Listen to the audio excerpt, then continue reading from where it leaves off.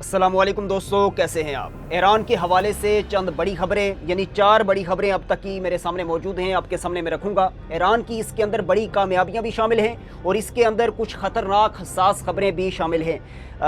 यानी अभी तक ये एक बड़ी खबर आ रही है कि हमास ने यह दावा किया है और बरतानवी खबर रसां एजेंसी ने इसको अपनी सुर्खियों में शामिल किया है इस खबर को कि इसराइल का एक senior commander, Israeli commander major general Nimrod Aloni, उसको ईरान ने हिरासत में ले लिया है। यानी हमास ने और ईरान ने मिलकर, ईरानी कुछ गिरोह हैं, तंजीमें हैं जिन्होंने मिलकर इसको हिरासत में ले लिया है, इसको गलियों में घुमाया है, इसकी अच्छी भली दुर्गत की है, अच्छी भली पिटाई की है। सोशल मीडिया पर तस्वीर वायरल है। मैं कुछ जो है वो कॉपीराइट इश्यूज़ की वजह से विजुअल तो नहीं चला सकूंगा, लेकिन आप देखेंगे इसराइली डिफेंस फोर्स ने दूसरी तरफ इस खबर की तरदीद की है। लेकिन अब इसके अंदर तस्दीक इस हद तक मुमकिन है कि अगर बरतानवी अखबार इसको शाया कर रहा है तो काफ़ी हद तक मुमकिनात में से है और अभी तक ये बड़ी खबरों में से एक खबर है और ईरान की एक बड़ी कामयाबी है। Major general Nimrod Aloni Hamas के मज़ामत कारों के ख़िलाफ़ ऑपरेशन करने वालों में शामिल थे और उसको अभी हिरासत में ले लिया है। इसके अलावा 50 के करीब नाजरीन इसराइल जो है वो हमास की हिरासत में इसराइली मौजूद। इस वक्त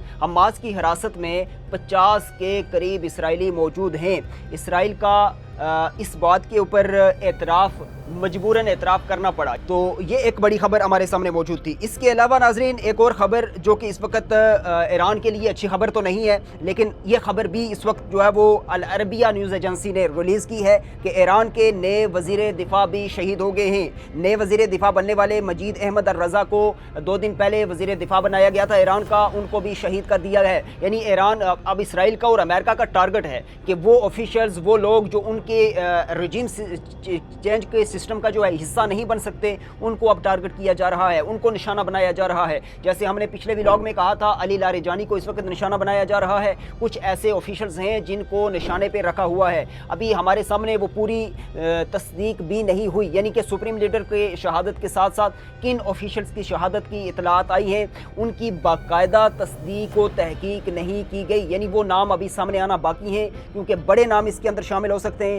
लेकिन अभी जो नए बनाए जाने वाले वजारत दी जा रही हैं जिन लोगों को, उनको भी शहादत की, उनको भी शहीद किए जाने की इतलात जो है वो हमारे सामने आ रही हैं। इसके साथ एक और बड़ी खबर नाजरीन, ईरान ने इराक में सूबा सलाहुद्दीन के अंदर अमरीकी अड्डू को निशाना बनाया है, यानी ड्रोन के साथ निशाना बनाया है और इसके अंदर काफ़ी हद तक कामयाब हुए हैं। अमरीकी फौजी अड्डू को सूबे सलाहुद्दीन जो इराक के अंदर हैं उनको निशाना बनाया है और उसको काफ़ी हद तक जो है वो तबाह कर दिया गया है। एक आखिरी खबर और बड़ी खबर है कि प्यूटन, जो व्लादिमीर प्यूटन रूस के सदर हैं, उन्होंने एक वाज़े बयान जारी किया है, एक इंदिया दिया है, एक स्टेटमेंट दी है और उसके मुताबिक ईरान एटमी हथियार बनाने के बिल्कुल करीब है। जी नाजरीन, ये कोई छोटी बात नहीं है, ये कोई छोटी खबर नहीं है।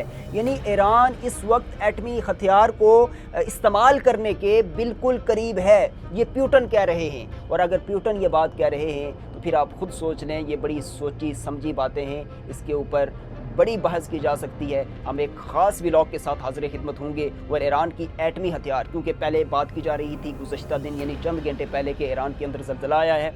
दूसरी तरफ ये खबरें आई थी कि ईरान ने अपना एटमी जो हथियार है उसकी कुछ जो है वो उसकी कुछ मशक़ें की हैं। तो अब ये ख़बर आ रही है कि प्यूटन ने इस बात का बाकायदा इंदिया दिया है और ऐलान किया है कि इस चीज़ से बाखबर रहना चाहिए अमेरिका को, इस चीज़ से बाखबर रहना चाहिए इसराइल को और उन सारी ताकतों को जो इस वक्त ईरान के ऊपर आंख रखे हुए हैं। ये बड़ी खबर है और इसके ऊपर हम एक ख़ास व्लॉग के साथ हाज़िर खिदमत होंगे। तब तक के लिए अपने मेज़बान ज़ीशान सलीम को दीजिए इजाज़त। अल्लाह हाफ़िज़, अल्लाह निगहबान।